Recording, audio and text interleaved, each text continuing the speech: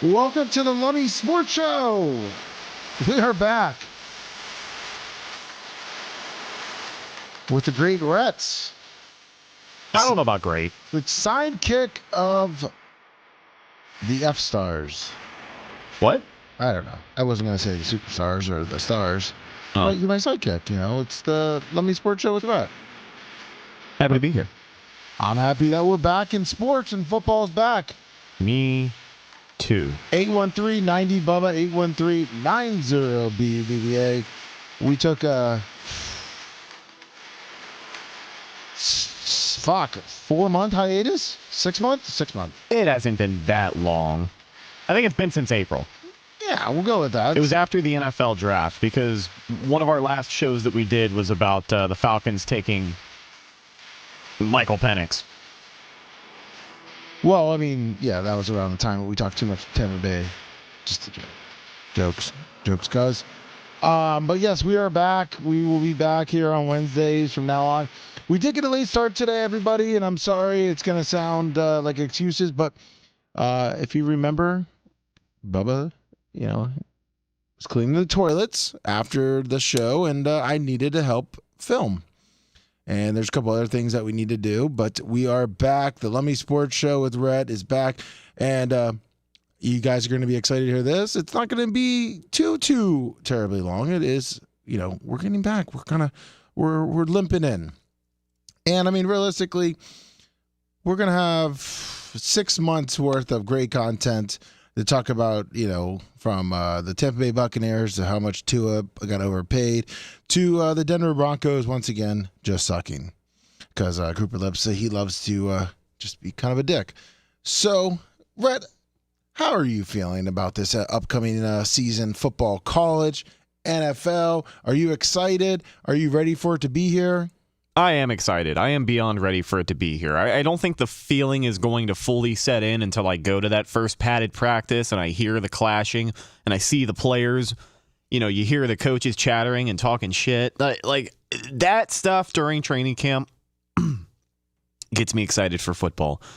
Football brings out 95% of my personality. Like I'm a shell of myself the 70% of the calendar year that we do not have the NFL on television. So I'm ready. I was actually supposed to go, and this is not a slight at my wife. She doesn't feel too well. She does 1,000,000% more at the home. But we were supposed to go to the first indoor Bucks practice last night. Yeah. And I could have went by myself, and it kind of was just one of those things where I was like, I don't really feel for it. But like you just kind of said, you start hearing the pads, go at it, and that's when it's football season. And you just get this different feeling. Then fantasy starts coming up, which we are doing a fantasy league. Rhett, I don't know. Do you want to run your own fantasy league? No, not at all. Okay, so because we did two, we had an A and a B league last year, and it was kind of a bitch because my B league team took a complete shit, and I finished last because I was focusing on my A team. Yeah. So I was just seeing if you wanted to split up divisions. But we will have a Bubba Army fantasy league, whether it's 1 or 2. So we already have some people wanting to get in. We have a waiting list, which is nice. But, fantasy starts coming in. You start, doing your drafts. You start looking at the headlines. I started going to ESPN a little bit more. But there's just so much that was going on. And a lot of shitty contracts. And it's kind of sad the way the NFL, in my opinion, is going. With the contracts for the quarterbacks, I feel like we're going to get to a point where, and maybe I'm wrong, maybe I'm just old school, but you remember when the NBA was on a strike in 99, 2000? Mm-hmm. I mean, I don't remember. I was only a couple of years old, but that's right, you were really young. Yeah. But the contracts were just getting so out of this fucking world. And then they went on strike because the owners were like, whoa. And I know the NBA is not the NFL. That's not what I'm saying. But you're getting these quarterbacks are getting to this point, and the wide receivers are getting to these high contracts. And like I said, I understand the NFL makes a lot of money, but are we looking at a $500 million, $600 million contract with quarterbacks now? Yeah. I mean, where's the cap going to go? They'll figure it out. I mean, at the end of the day, it is what it is. This is the quarterback market in 2024. It's going to continue to go up. Players are being played, not just quarterbacks, but guys are being paid like never before. I think, the highest paid non-QB right now is still Justin Jefferson at $35 million a year.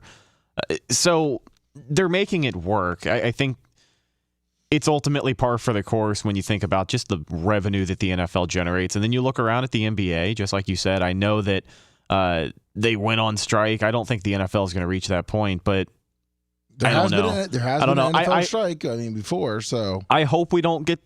I hope we don't reach a point where you're talking about max contracts in the NFL and stuff like that. And, it becomes just, I don't know, the layout of payroll becomes a lot different than it is now, but it is what it is. Look, they're looking at NIL deals for high schoolers now, okay? Yeah. And that's where, in my opinion, I draw the line. I mean, you can call me fucking old or whatever, or maybe jealous, because I would have loved to have an NIL deal back in the day when I was in high school. Yeah. But you just now just feeding in. Where do we stop? Before it was, it's just going to be college. Now it's down to high school. Is it going to be soon at middle school? Because if you look at these kids with the social media, you're looking at, there's one post I saw, he's one of the biggest, most hyped offensive linemen, and the kid's like fucking 9.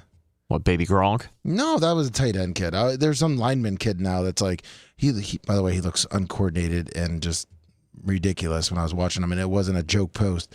I guess it's some lineman's dad that's trying to make him like a Gronk. I mean, Baby Gronk. And it's like, come on. He's a lineman dressed up like a wide receiver. He's got like a back plate and 20 armbands on. Yeah. It's Nike, the latex gloves. Yeah, and it's like Big E said, yeah, he's sloppy. He looks sloppy.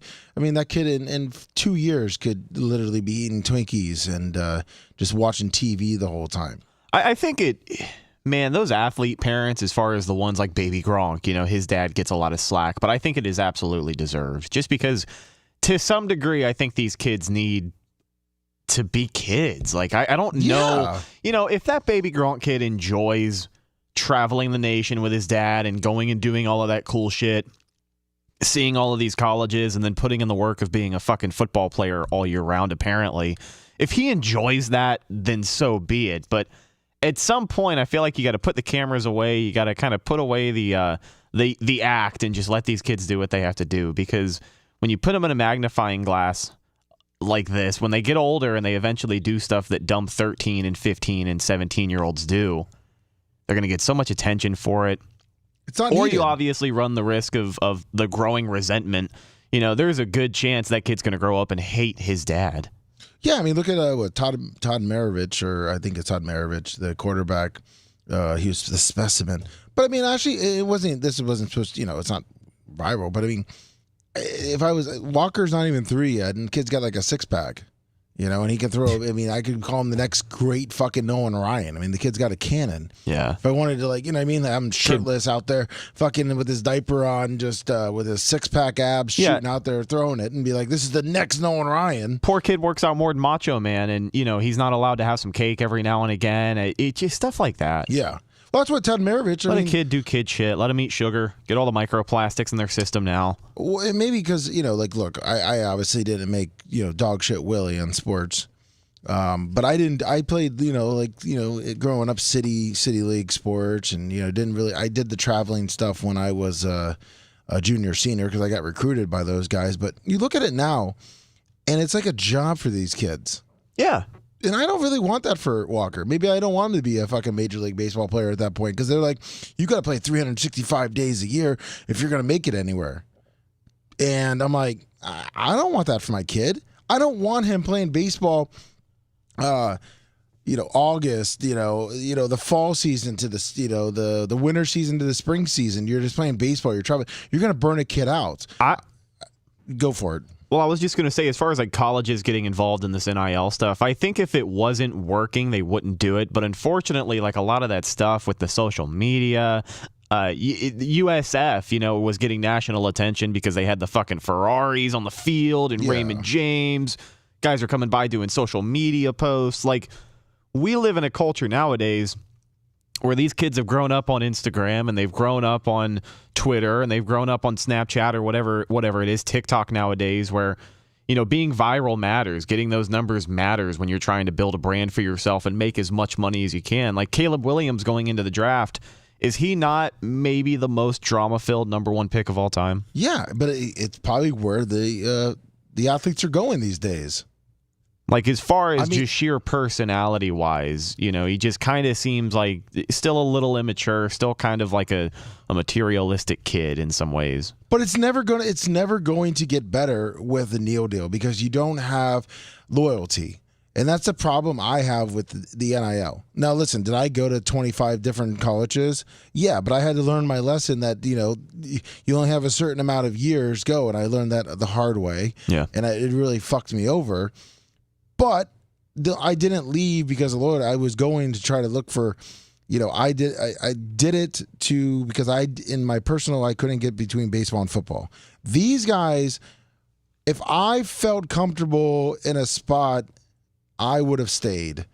And, they're looking, I'll just get out of here, do this, do that. I guess I am probably the worst spokesperson, to go on this.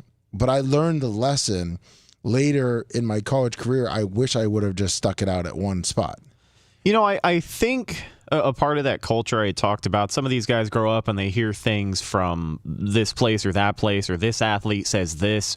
And all of these leagues have been building a narrative around wanting the best for their players. And I think now more than ever, it is common practice for athletes to be as selfish as possible, just because talking about potential injuries and the risk of things that could go wrong, putting it on the line and wanting to get their money guaranteed for their family, this and that. It always feels like a slippery slope when you talk about, guys getting paid and being against it just because of how it used to be in the old days. Like, unfortunately, with inflation and everything else going on in the world, these are just the times we live in. So I totally get your point, but I don't think it's changing anytime soon. Big E said it best, too. As far as college goes, it's a bidding war, and it's unfortunate. Yeah, because as a fan, it's hard. Hierarchy, $20 on the Cash App. Oh, thank you, Hierarchy. But, look, we can talk about USF, and when we were there at spring ball and talking to Andrew, the AD, who is now in charge of, I think he just got promoted 2 days ago. He's now in charge for USF for the NIL deals. Yeah. All the NIL deals. He was saying their quarterback, he's a stud. And he's already like, look, we're going to be lucky to keep him for 2 years. We already know this. We're preparing for him to leave. So it's like you got these small schools that are just going to keep getting plunked. It's literally like the Rays in baseball. Yeah, you're never going to build you're never going to have those small teams come up and just keep building and build this loyalty. It completely changes how you build a team like that. It changes the turnaround time because you don't have 3 or 4 years of faith that you can put into these guys. Yeah, you're 100% right. You're already, you're talking about, yeah, we got this guy in the spring. We're excited for him to play this year, but we know it's probably only going to be this year, because he can potentially have a good year and go get paid more next year. Exactly. And that's what a lot of people, and that's what I actually really like about the Sweet 16, the basketball tournament, the Final Four, whatever, Sweet 16, the 64. March Madness. March Madness. Thank you. I couldn't remember that one. The March Madness. It's because you always see those small schools of the guys that aren't on ESPN every day. They're not everywhere. They're putting up numbers there, but they weren't getting plunked. And a lot of those small schools, they have their guys there for 4 years. And you see it where Kentucky is just getting, knocked out in the second round again, or they're having really hard battles against these small schools.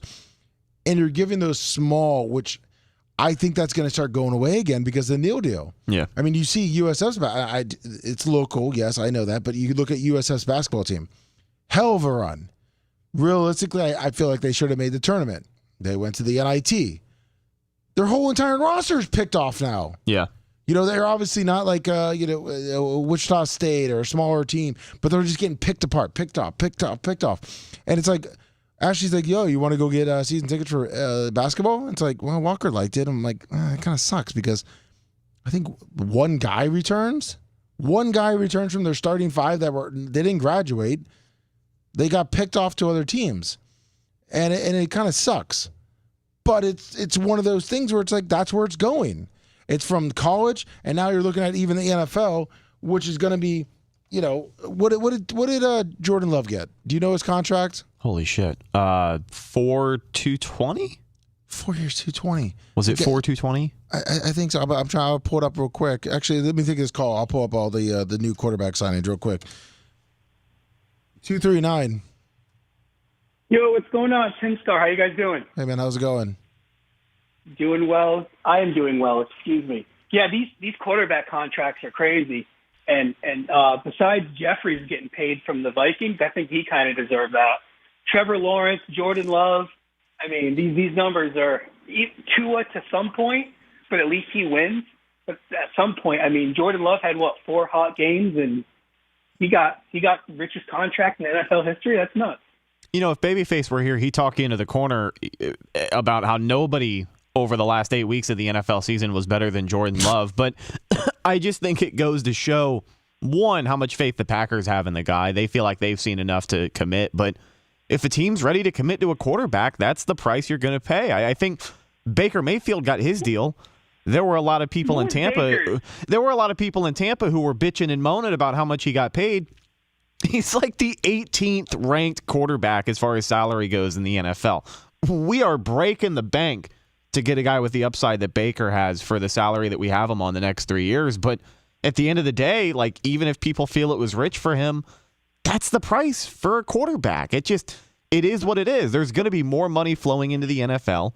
The cap's going to continue to go up, and so are the contracts. Guys are going to get paid. Unfortunately, that's not going to change. So you see that now. I know Dak's got to sign his deal, and Jerry Jones has been kind of holding off because he's got to sign him, DC Lamb, and some others. I know the salary cap and the economics of it, but I just feel like these quarterbacks should be more slotted. And it's capitalism. You make what money you can get. But I feel like when this is all said and done, I feel like it's somewhat like someone like Dak, who should be paid. And I'm not a big Dak fan, but what Jordan Love got paid versus what Dak should be making, I don't know. It's a crazy balance between the two. Well, if the Cowboys if the Cowboys don't dial in what they're going to do with Dak here soon, he'll have a team like the Raiders paying him a shit ton of money next year. Oh yeah, I think. Oh yeah, the Raiders definitely pay him. Dak isn't a winning quarterback. He's not a postseason quarterback. That's why he's a perfect fit for the Raiders. It's a match made in heaven. That's true. I could see Brady isn't Brady like an owner or something in the Raiders? Yeah, he's like a part owner of it. I don't know why it's so murky. I remember there's like an article that comes out every 2 or 3 months about that ownership and someone in the NFL having a problem with Brady and someone trying to put a stop to it officially. But I think it's all the way through, right? I think he's minority owner. Yeah, that's why. Yeah, I'm pretty sure he's like a small minority owner of it. Then he owns the WNBA team too out in Vegas. Yes, he does. The Aces. Hey, what do you guys think about Clark being left off that U.S. team? That's fucking, shit happens. They didn't think you're going to be good enough. That's what I was thinking, too. I was like, yeah, you know what? If Tatum's not playing for the U.S. men's team and Clark, and you kind of see how that's going on the WNBA with the perception of her and how they kind of hide what their true feelings are. But either way, I mean, if I was NBC and I'm the sponsor, I'm like, you guys only drew a couple million. If we had Clark, we would draw probably like 12 million. So I'd be a little peeved about that. Yeah, well, they don't fucking care. They already got their commercial signed in. Clark probably wouldn't have made that big of a difference for the commercial-wise. They got so much money out of that. Got it. Well, you guys have a great week, man. Great show. Thanks, care. Man. Yeah, I know we talk about it a lot on the main show, and I don't want to overhype it, but you talk about just the general excitement behind a player in the WNBA like Caitlin Clark.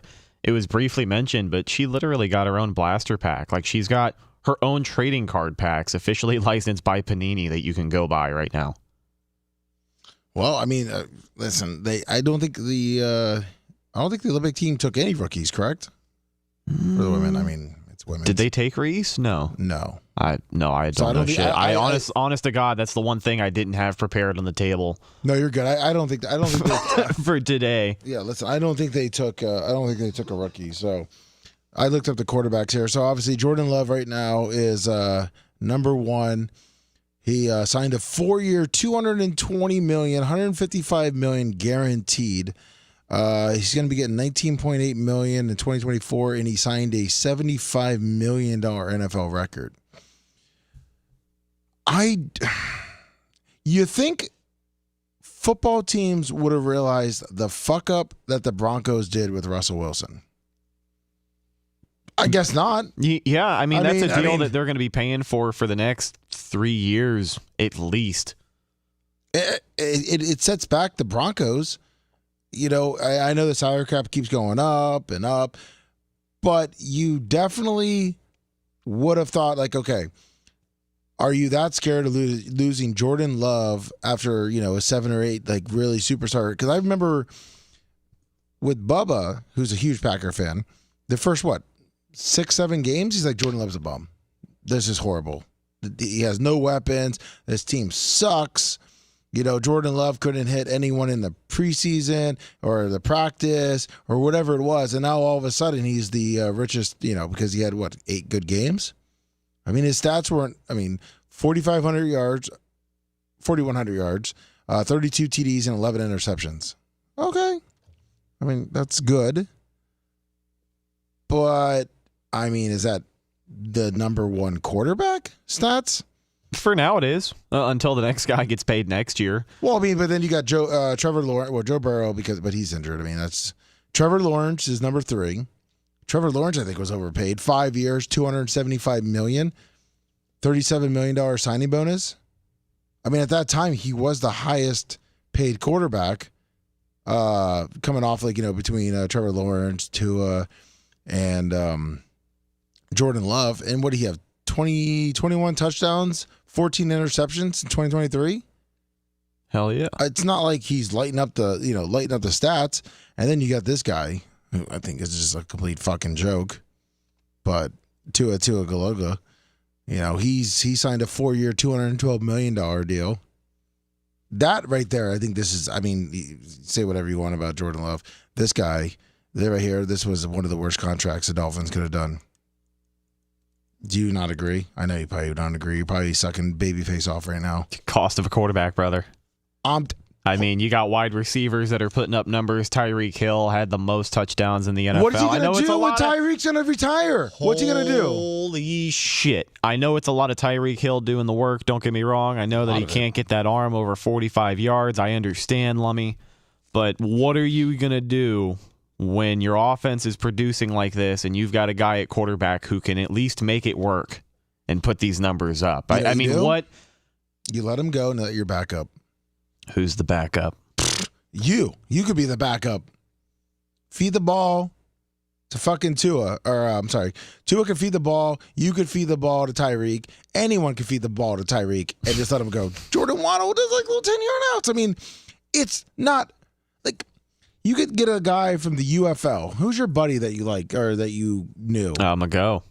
Put Mago in there. Yeah. He's at least Alex Mago. A quarterback. You know what I mean? You pay this much money. I just think if Tyreek, which I know Tyreek's got to he's going to have a couple more years because he does have 12 kids. But once Tyreek's gone, unless you find another Tyreek Hill in the draft, Tua's done. Unless all of a sudden he gets arm strength and he becomes a superstar quarterback, good luck. Good luck. That's my opinion. You literally overpaid. And Tyreek is he knows that he makes Tua, he's going to want to get paid again. He's going to want, if Tyreek has a great year this year, Tyreek is going to want to redo his contract. How much longer do you think he plays? Because didn't he say something? I know that's why you brought it up, but he said, I think after 2025, he's done. How old is he? So, year after next, I think he's right around 30. If he's not, if not 30. He's got a 3-year, $54 million contract. Yeah, he's 30. By the way, totally worth it right there on that one. Talk about wide receivers getting paid. So he's got a contract till 2026, which at that point he's making $43 million and 20. Holy fuck. Yeah. Well, that's a backloaded contract, so I don't know. It doesn't show any void years. So I don't think they do that. But he's talked about after 25 just kind of wrapping it up. So let's see, void years. No, it doesn't look like he has any. And you got 2024, he's going to be making a $19 million base, $31 million on the cap. $56 million on the cap in 2026. Yeah, they're going to have to do something about that. Yeah, especially you have Tua. But that, guess what? I'm going to call it right now. 2026, Tua will be struggling. So they better hope that Tua can win a Super Bowl or at least get there at that point, because there's no. I don't see Tyreek reworking his contract. I mean, he's 20% of the cap percentage on there. Holy shit! I did not know his contract was going to be $43 million. Yeah. Do you see Tyreek reworking his deal? Yeah. Do you? They're going to have no choice. No, I know, but or do you think he can get paid somewhere else? Shit, dude. By 2026, $43 million a year for the best wide receiver in the league is probably going to be a deal. So I'm going to Tampa, baby. He'll go get paid $50 million a year somewhere and ride it out. Listen, Bucks can. He'll go back to Kansas City, win a Super Bowl, and then retire. They're getting paid. Listen, Baker will probably stay here and keep signing a little $5 million. What's he making this year? 8? Who, Baker? Yeah, more than 8. Is he? It's like 28, Jesus Christ. 27, 28, maybe more than that. I mean, Jared Goff's making 5 years, $212 million. No, I think Baker's making like 30 something. See, this is a shame right here when Justin Herbert is making less than Tua, a much better quarterback with less talent, and he already lost Keenan Allen to the Chicago Bears, and he's making 5 years, $262 million. I guess that's not too bad. But he's only making $6 million next year. Lamar Jackson, look at this. Baker's making 30 this year. Here, Rhett, let me put this one to you. Neil Malpazier, $10. All right, so number 1 is Jordan Love. I'm going to name the top 10 real quick. I want you to, if you were starting a team, who would you want as your quarterback? Obviously, Jordan Love, Joe Burrow, Trevor Lawrence, Tua, Goff, Herbert, Lamar Jackson, Jalen Hurts, Kyler Murray, and Deshaun Watson. Who would you want to name your starting quarterback if you started a franchise? Lamar, Burrow, Herbert.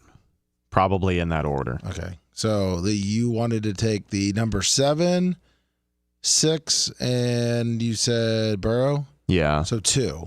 Yeah. Potentially Goff would probably be 4. But I don't know. So that's how pathetic because look, number 11 is Patrick Mahomes, who already said that he's fine with what he's getting paid and will rework it. Kirk Cousins, who I think is going to be is going to fuck us up here in Tampa as a Falcons quarterback. Unless he gets hurt. Well, let's pray for that one. Josh Allen, I mean, he's number 13. Fuck Daniel Jones. Matthew Stafford, Dak Prescott, Derek Carr, Aaron Rodgers. I mean, Aaron Rodgers now is the 18th highest paid quarterback. And I remember when there was a big deal about his contract. Gino. You know what I mean? I don't know. I just, if Jordan Love, Trevor Lawrence, and Tua are in the top 4, I just can't imagine, and it kind of frustrates me, like the Bucks. Or really small market. Well, I mean, you could say Green Bay because they just paid obviously the highest contract, but it's going to be really frustrating for a fan. Think about it. Do you see the Bucks paying that much money for a quarterback here soon? If obviously they don't get a new stadium or even redo the stadium. No, I think no. I think if things end up working out, depending on what franchise players they have left, they're still going to be paying Antoine Winfield Jr. They're still going to be paying Tristan Wirfs by the time Baker Mayfield's contract is up at the end of 2026. So quarterback market probably going to continue to go up. The cap going to continue to go up for these teams. But I can imagine they lowball Baker because the rest of these 3 years, I would like to see Baker last 3 years in Tampa, and I expect him to. But unless the Bucks reach a peak that they have not gotten to, like if they can go to an NFC Championship game, if they can make it to a Super Bowl and prove that they can do that with Baker as their guy, I think they would lowball him. Because I don't think, as much as I love Baker and as much as I love rooting for him, I'm a huge fan, but I don't think he's ever going to, in this offense, be a guy that leads the league in touchdowns, leads the league in passing yards. You know what I mean? No. Sorry. I totally agree with you. I think the Bucs have done a good enough job putting weapons around him. Some of the Dolphins. Yeah, and you got to pay for those weapons. Of course. You know, you had to pay Mike Evans $27 million this year. You're going to have to pay Chris Godwin next year, which I don't know if they're going to want to do. $50 on the Super Chat from John Kosteka. Great show, guys. Thank you, John. Woo! Woke me up. I was trying to see Tyreek Hill's child support payments, and it looks like it's $13,500 a month. Chump change for him. He definitely is going to be wanting new contracts at that point. But Caleb Williams in Chicago, I know we talk about it now, a good amount. I think Bubba's going to talk about it a lot more during the season. The Bears have done a really good job of putting weapons around him. Yeah. And do you think Caleb Williams would be a bust? Because I'm trying to find his salary real quick. The short answer is yes. So you don't think with all the weapons put around him, it's really going to matter? Because I was going to say, my point was Baker can kind of step in. He's not making a lot of money. But as long as the team puts a lot of weapons around, I feel like you don't have to get away with paying $200 I know you just deals. talked about it with Tua. You said you could have the fucking janitor you can play for Miami. So if you put Caleb Williams in Miami, how successful is he? I do think that this is the best starting situation a rookie quarterback has seen in a while in the NFL. So, he's going to come in and he's definitely going to produce. But I think, a couple of things that he doesn't have at a pro level yet are going to cost them. I think the rookie mistakes are going to be there. I think at times that inexperience is going to show, and it's going to be up to him to prove that at the next level, he can be a guy that bounces back. Because if you go to the bleachers and find your mom in the NFL and cry after losing a game, you're not going to live that down. So I think there's a lot on the line. But I think if they do everything right, they could win 8 games. Okay, 8 games. So 8-9. Yeah, 8-9 games. Tie. So it looks like his contract was 4 years, $39 million with a $25 million signing bonus. It's something crazy. But I totally forgot they signed DeAndre Swift as their running back. Yeah. Wow. Okay. And I know they just signed. And DeAndre Swift in Chicago? You can tell he's just in a better space. DeAndre Swift, Chicago Bears running back. Yeah, no shit. Holy shit. You didn't even know that, really, did you? No, I just forgot. Honestly, there's a lot of free agency moves that I did forget about. Oh, yeah, because they were doing it early. Yeah. There's a ton. And I don't know why. I think it's just because we are transitioning to another era of the NFL. Derrick Henry to the Ravens. Right. A lot of people forgot about that. Jerry Jeudy, didn't he retire? Or not Jerry Jeudy. Not Jerry Jeudy. Jerry Jeudy from the Broncos? Yes. There was a receiver from Dallas that went to Amari Cooper went to the Browns. I think what the hell's going on here with my little video? What is this? U.S. Army, brother. They took over. Yeah, the free agent, you got Kirk Cousins moving on, Christian Wilkinson from Miami to Vegas, Robert Hunt, Calvin Ridley. Let's see here. Amari Cooper has been on the Browns, but I'm trying to think. This was a big one. Josh Jacobs to the Packers, I think, will be good. Here, go up to the top again. I'm trying to. There was a receiver that went from Dallas to the Browns, and I don't fucking remember who it is. Dallas to the Browns. Let's see here. I haven't seen it. You got Justin Jones. Dallas there. No, that's a center. Are you talking about this year? Yeah. Oh, Tony Pollard went to Dallas to Tennessee. I knew that, which was a sneaky good pickup for Tennessee. Tennessee's honestly in the AFC in that division. They got a pretty sneaky good team this year. Oh, they do. I know they lost Derrick Henry, but it is what it is. They want to transition away from that offense. I think. God forbid. Will Levis, they're excited about. I think he can do a lot of good. I don't see who you're talking about, but I don't see who I'm talking about either. Amari Cooper, I know, but did that happen this year? No, Amari Cooper was on the Browns, I believe, last year. Yeah. I could be wrong. I don't know. I don't know. Gardner Minshew went to the... Maybe I really was just this out of the loop. Holy shit. Don't you do a football podcast? Yeah, but it's Bucks. It's too much local stuff for... anyone to. It's a big time podcast. You know, you got sponsors and different things like that. Let's take it because I want to look up this free agent thing real quick. 413. Lummy, it's Joe the Supermarket. Hey Joe, how's it going? Wonderful. I just had a couple quick questions. The first is for Rhett. Rhett, did you ever have any aspirations for playing in professional sports as you were growing up? No. I didn't think so. I just wanted to get that out the way. So, Lummy, I know you had aspirations of being a professional baseball player, right? Yeah, baseball, yeah, over football, yeah. And that was it, though? Never football, just baseball? Yeah, it wasn't growing. I didn't grow up. The Bucks sucked here. We didn't have a college football team for a while, so we didn't really watch football on Sundays or Saturday. But your goal was to make it to the Major League Baseball and play in the majors, right? Correct. All right, now let me ask you a crazy question. If you sign a deal for $20 million, you're about to sign it, and they said, "Oh, Lummy, we messed up one of the numbers. We can only get you $19 million." What are you going to do? Say no? I'm not playing. No, I mean, listen, I'm gonna sniped on from Cooper left $20. It was Jerry Jeudy, by the way. I wasn't fucking crazy. Jerry Jeudy went from the Broncos to the Browns. That's what it was. I had just confused him. No, well, you did with Amari Cooper. I did say Dallas. No, I said Dallas. No, you said he retired first. Oh yeah, I know. So I know. Sorry, it threw me off a little bit. Yeah. So Jerry Jeudy. Thank you, Joe, for the question. Yeah, obviously I take the money, and obviously the players, and you don't have loyalty. I'm just saying, as a fan and a season ticket holder perspective, that the way the money is getting out of hand, and like I said earlier, the NIL deals. Am I jealous? Yeah, I'm jealous. And would I obviously, as a high schooler or whatever, want to sign a NIL deal?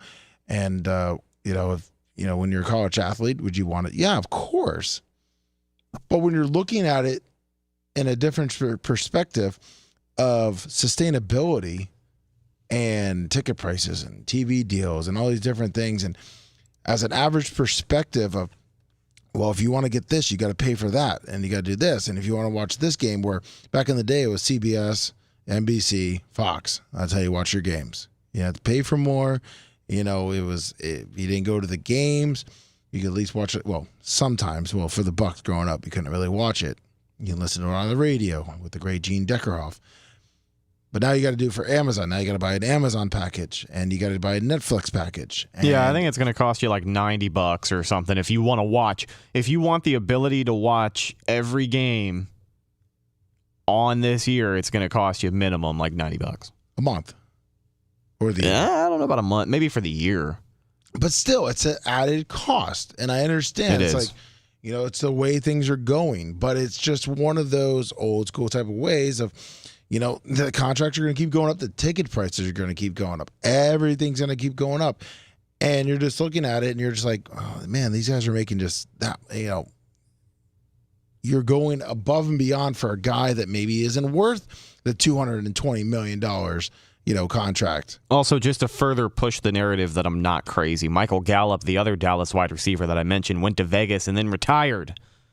Okay, so you just had to get your guys confused. Yeah, I had all my pieces. I just had the other pieces mixed up, so I had to rearrange some things. You had them all like mixed up in the smoke. Mm-hmm. Because I don't even see him on here though. Michael Gallup. Why do they have Derrick Henry way down here? That's just how much he's getting paid. They have it sorted by salary, do they not? Oh, value. Yeah, contract value. So you're looking at who got paid what. He's way down here. Mm-hmm. That's a running back market too. I mean, you want to talk about players getting paid more. I believe Jonathan Taylor is still the highest paid running back, and he's only getting paid like 16 or 17. Hold on. Are you telling me Clowney is getting paid more than Derrick Henry? Absolutely, and he has been for years, if I'm not mistaken. He's fucking 37 and hasn't done it. He's not that old. He hasn't had a decent year in fucking forever. And apparently, he had a little bit of a resurgence last year, from what I understand, in Baltimore. Yeah. No wonder Carolina's going to just suck him off. Jesus, I mean, Derrick Henry is only $16 million, where Clowney's $20 million. Jeez. It's horrible. I'd rather Derrick Henry here. Look at Levante David. Go up. Levante David, best inside linebacker in the league, tied for 92nd as far as free agent contract value goes. Yeah, $8.5 million. Goes from Tampa Bay to Tampa Bay on a 1-year deal.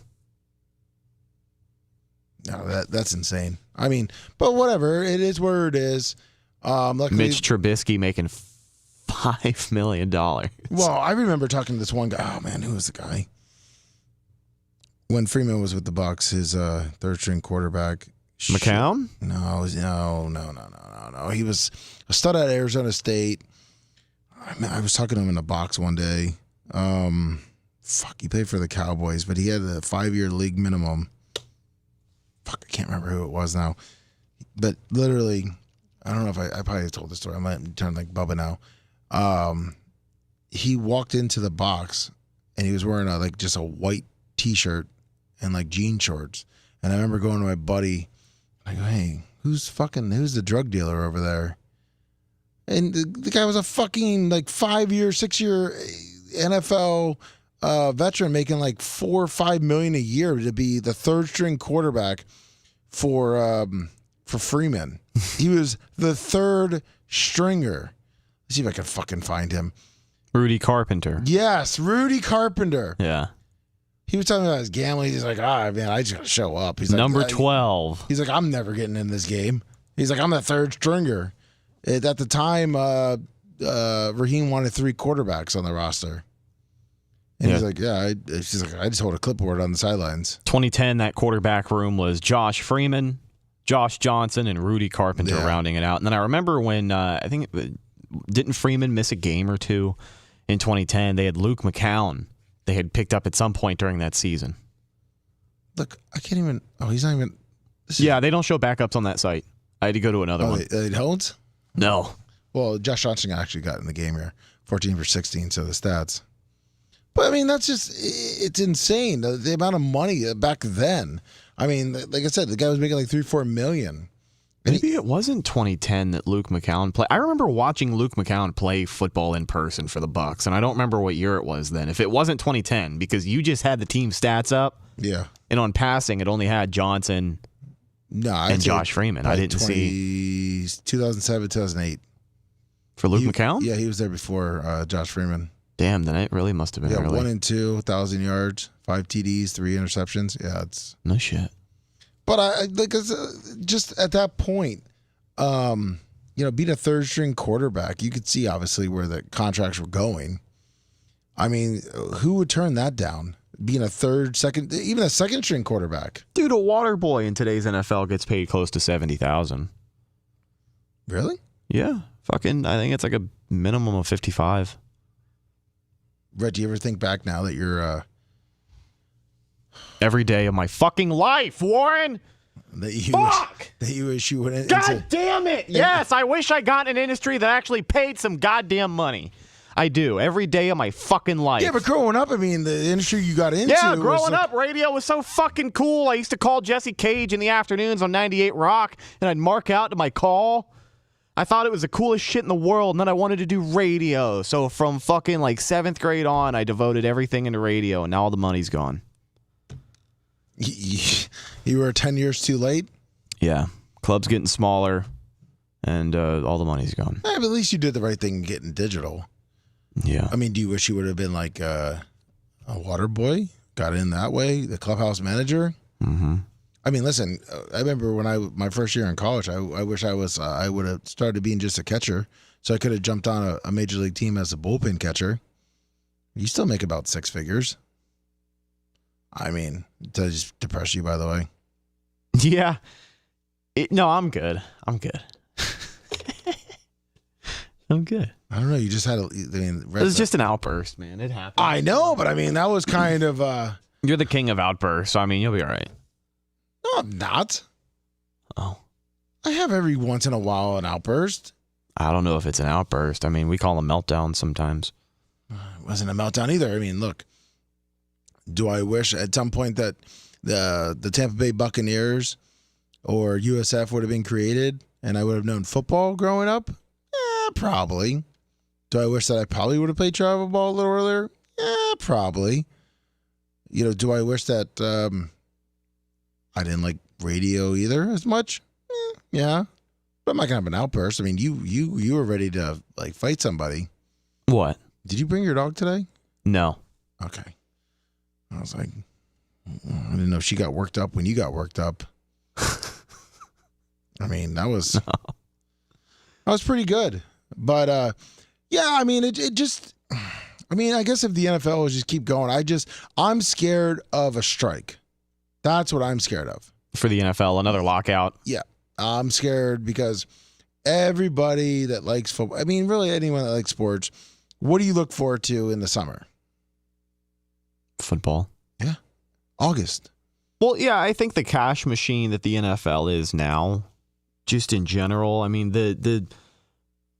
would you gander a guess how much the league has valued over in time between the lockout in 2011 and now?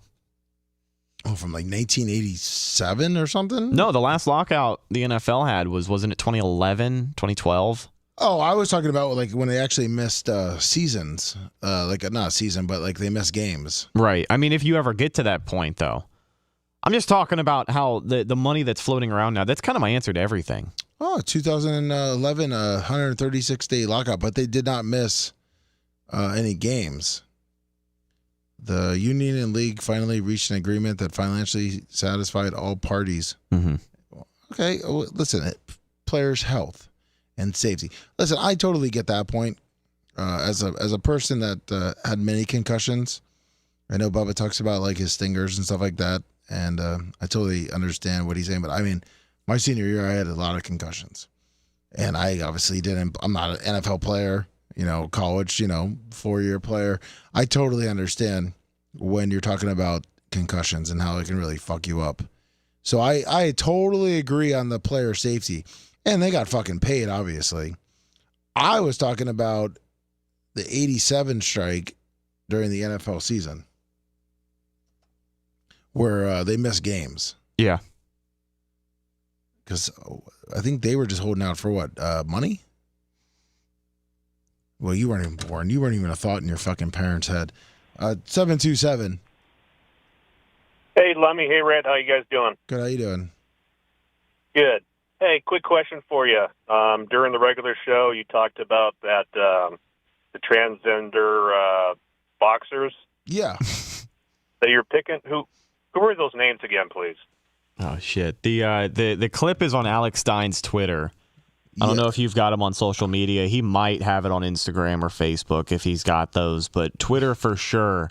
They're exotic names. They're not from America. Hold on. Yeah, they are not American names. So I wish I could remember and tell you. But I'll tell you in 2 seconds if you want to hold up because transgender betting odds for the Summer Olympics. Maine Cliff and Lin Tu Ting. Lin Yu Ting and Amain Khalif. Yeah. Okay, I actually see them on the hard rec bet thing here. So I see plus 250, plus 150 for each. Is it somewhere around there? No, this should be minus. Yeah, 275 and 175. What I'm showing here. What, minus? Because there's no way they're a plus, right? A minus. Yeah.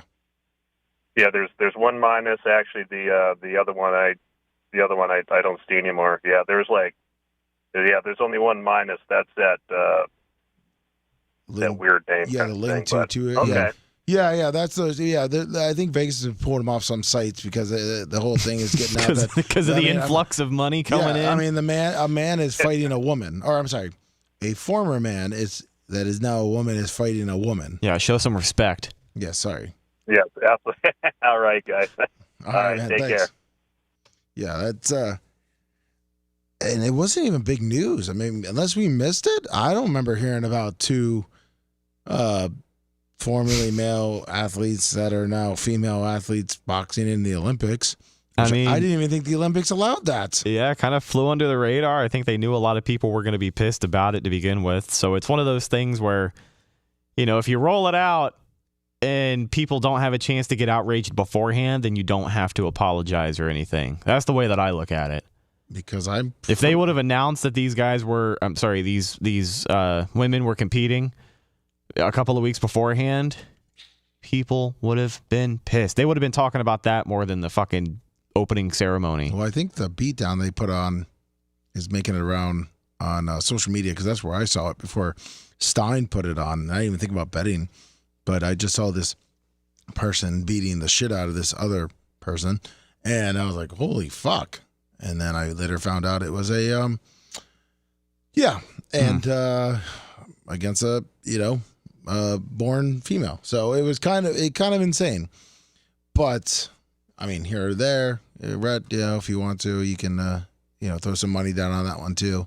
You might be able to make some money. Oh yeah. You listen. I feel the same. You got to build up your account before football season. Because I mean, I'm normally betting like 7-8 games during the football season. What about you, Rhett? Yeah, usually it's a little bit here, a little bit there. It's mostly parlays. I don't know. In the NFL, it's always interesting to bet on games because my luck is just the worst. So it's usually parlays, and parlays are where my bread and butter is. And I'm excited to get back to the NFL and to get back to betting on stuff that I feel like I have a general idea of. The NBA was pretty decent, but betting on hockey isn't the best. Well, you're a big WNBA fan, right? Betting? Yeah, of course. Just bet the under every time? No, it's not like that anymore. Oh, really? They actually score points? They do. Oh. Yeah, they make it tricky. Oh. Well, fuck that then. Mm-hmm. I was going to ask you, get me any tips, but you're not really helping me out too much. Yeah, I'm sorry. I wish I could give you more, but, again, we got to get back into the swing of things because I've been taking a little bit of a break. We're moving into a new place, so I had to save some money and stop fucking giving Hard Rock so much. Well, look, coming into it, you're not a guy that bets on preseason, are you? No. Even before you just moved into this new place? Depending on what it is. God, Hold on. Would you bet, doesn't this sound fun? Would you bet on total snaps played?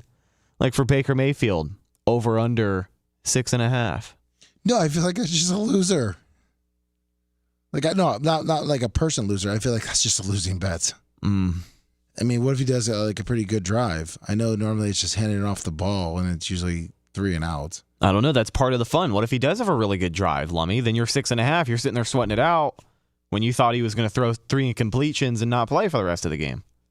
So, yeah. It's the love of the game, my friend. You of all people should be aware. Yeah, but when you watch that go away and you're like, fuck, I'm just an idiot for fucking even betting preseason. Yeah. The great Steve Dumick always said, listen, if you're betting spring training baseball, then you're a fucking degenerate.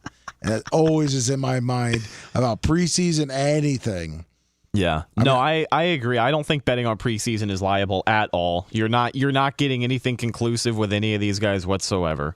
They can give you a line that looks as favorable as you want. It could be Tyreek Hill, 48 receiving yards, and he'll get 0 targets. Exactly. He won't even be in the game. Yeah. So if he does, he just runs out there and then leaves. Yeah. I do think some of the things that I have bet on over the summer have prepared me for the possibility of dipping my toe into preseason, but it's not going to happen. It's not going to happen. I need to be realistic with myself. Please. Spend my money on better things like sports cards. Yeah, do sport. Okay, we'll do sports cards or bet on. Why don't you bet on the Olympics? Build your shit back up. Or you're pretty good at that. On the Olympics. NASCAR. Bet on the Olympics. Betting on NASCAR is wild. I do FanDuel NASCAR sometimes. And you're talking to me about. You're trying to lecture me about what to bet on? I'm not betting on preseason shit. I'm not either. Because I bet on swimming right now because Ashley, she was a superstar swimmer. Actually, her former coach was he was at the Olympics. Team Canada, They won the gold. He was on TV, but she gave me a couple hints and. USA, man, really let me down here. USA. It was like guarantee favored. I'm like, all right, I'll bet on the Olympics for the first time. Got my ass kicked. Yeah, I can't do that. I can't bet on the Olympics. Not when there's national pride at stake. What do you mean? That's like you're talking about betting on fucking Baker Mayfield doing 3 or 6, snaps over and under, and you can't bet on America? No, I can bet on America. But if the odds favor Germany or Japan... Okay, Big Red, that's a little creepy there, buddy. Jesus. Whoa. Ashley is great at the breaststroke. Whoa. Jesus, Big Red. Whoa.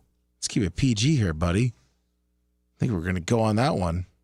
We got Rhett not wanting to bet the Olympics. He doesn't want to bet sports except for fucking preseason football. I didn't say that. Big Red's fucking talking about my wife's tits. Jeez, what's going on here? Oh, happy birthday, Will Golston. I'm sure he's listening, Nick the Gun Guy. He's probably got it turned up right now. Happy birthday, Will Golston. They're actually wrapping up practice right now. He's got it planned. Happy birthday to you. He's got it planned in the locker room for the boys. Yeah, what's up, everybody? Go Bucks, go! Hey, Tampa Bay, the Bucks are hot and ready to play. Yeah, Grouper left. What's that one? You don't know the original fight song? I don't know the hot and ready to play. I know, hey, Tampa Bay. The Bucks are hot. The Bucks know how to shine. No, that's not it. It's like I think the 70s or 80s one. Hey, the Bucks are hot and ready to play. It's like a Mandela effect. I hope you can find that one for me, because I'll find you 10 instances of hey Tampa Bay. Yeah, but those guys are lame. Okay? The Bucks know how to shine. Yeah, no, seriously, find it for me. What? The Bucks are hot and ready to play. We can get down this rabbit hole. I don't think we're going to get... We got to get That's fine. We got time. I'm not in a hurry. We're going to get stuck in traffic either way. Well, I mean, I got a lot of things I got to do here. It's a new day in Tampa Bay. Is that it? It's a new day. Yeah, but, it's hard to find. Oh, I bet. Yeah, because I think it was it's a new day in Tampa Bay. 95. Let's see if this is the one. It's a new day in Tampa Bay. That is not the song. That sounded like fucking Carlos Dingo. What the fuck was that? Hold on, play it. I know. I was trying to mute these other things. Oh yeah. Twitch and oh boy. This is the one T-shirt Will dropped in chat, so maybe this is his favorite song. This is it? Yeah, Hardy Nickerson. Okay, where we at here? Sound. Why isn't it playing? You got it potted up? Oh, I don't. Yeah, this is your song. It's a new day in Tampa Bay. It's a new day in Tampa Bay. The Bucks are back and they're ready to play with the wind in our sails, Buccaneers all the way. It's a new day fucking in Tampa Bay. Cheer on the Buccaneers. There was one where Sam White. I can never find it. Sam White was playing the because this is around the time they started doing this shit. He was playing the piano and he said that. In this game like it's never been played. It's a new day. In Tampa Bay. Alvin Harper. Trent Dilfer. Your boy. Eric Rhett.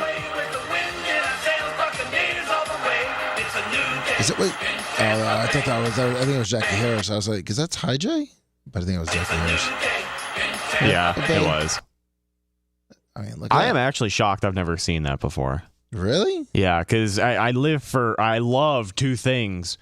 I love classic commercials and television, and I love the Tampa Bay Buccaneers. So that's perfect. I love that shit. Sam Weish. It was a new day in Tampa Bay when Sam Weish came in. Oh yeah. See, all this old NFL film stuff is just so good. I just wish it ages so well. Well, and I can't find the one where he plays the piano. I know you're like, I don't know what the new day in Tampa Bay. You were like, what, 4 at that point? If even. Yeah. I mean, Sam. Yeah, all these are long. Wait, let's see if this plays a joke on his players. No, I can only imagine. Weish also tried to reach his players with Jimmy Johnson. Some of it directed at himself.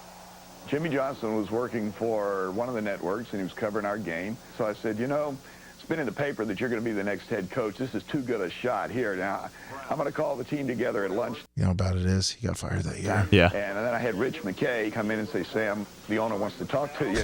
We'll go from Charles and Sam, the Glazers would like to see you. Right now? Yeah, right now. Bring your book. Only thing that Sam Weish knew is that it really did happen. He wasn't going to be there. Except it should have been. It was supposed to be Bill Parcells. And I walked out of the room, and round the corner came Jimmy Johnson with a Buccaneers shirt on, and the place went crazy. By the way. See, it's hilarious, because what was their record at that time? Like, how many of those guys were legitimately excited?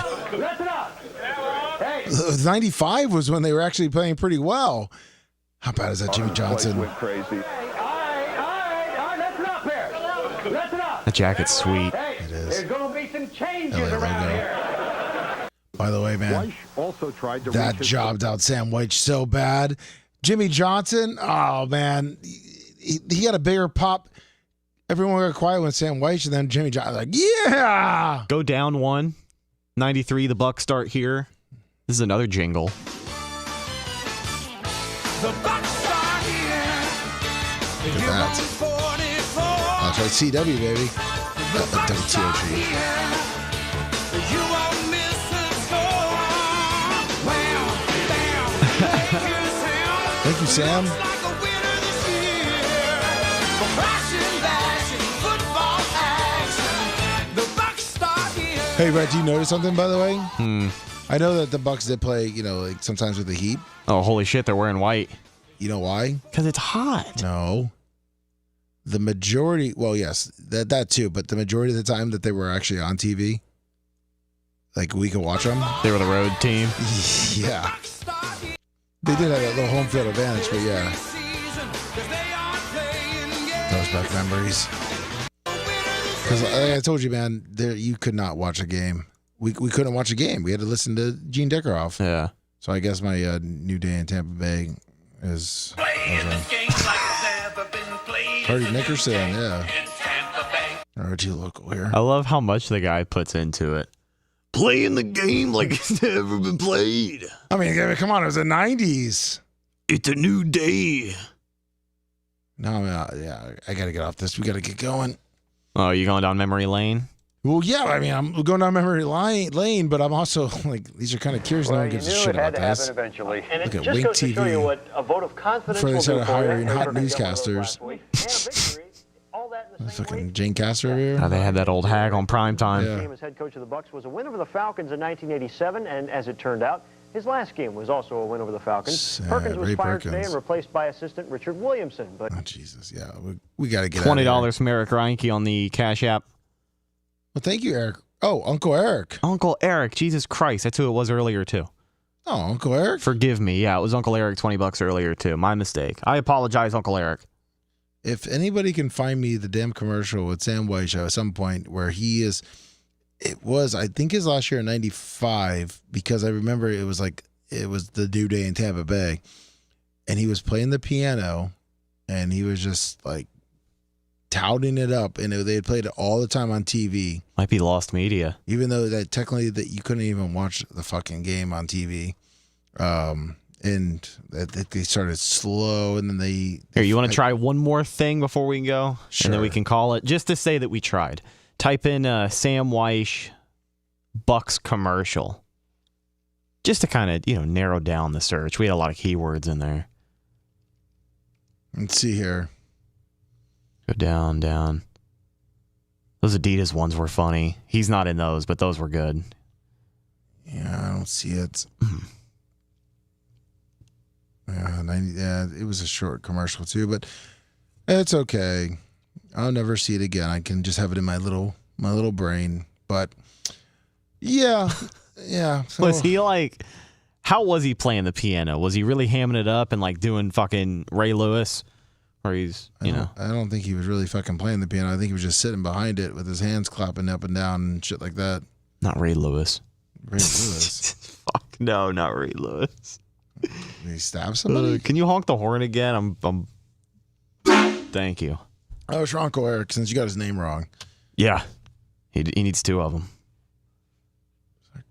I'm coughing. All right, I'm getting down to now. We're getting off the show here, and we're just gonna fucking sit here. So, thank you everybody for tuning in back to the Sports Show. We will be back next week. The Sports Show is back. We won't be getting down to Sam Weiss. Fucking Jesus. Is he your favorite Bucks coach in history? Fuck no. Are you a Dungy guy? No. Who is it? Fucking Lee Perkins. Before I was even born. Thank you, everyone, again for tuning in to the Sports Show. We'll be back next week, next Wednesday. We will probably, I don't think Bubba's going to have to clean the toilet, so we'll do a better job of getting here at 10:30. Thank you, Rhett. Thank you, Lummy. Please check out all the podcasts, wherever you can download your podcasts, or go to Bubba Army HQ and check out the latest podcast. And for all your Bubba Army merchandise, go to Bubba Army Store, Bubba Army Shop, BubbaArmyMerch.com. Thank you, everybody. We appreciate you. And we will see you tomorrow morning, 6 a.m. right here. See ya.